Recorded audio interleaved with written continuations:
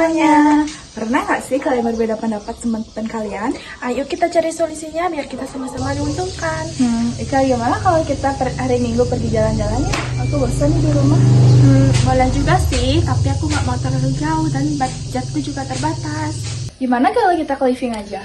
Di sana rame nggak? Soalnya aku nggak suka tempat terlalu padat.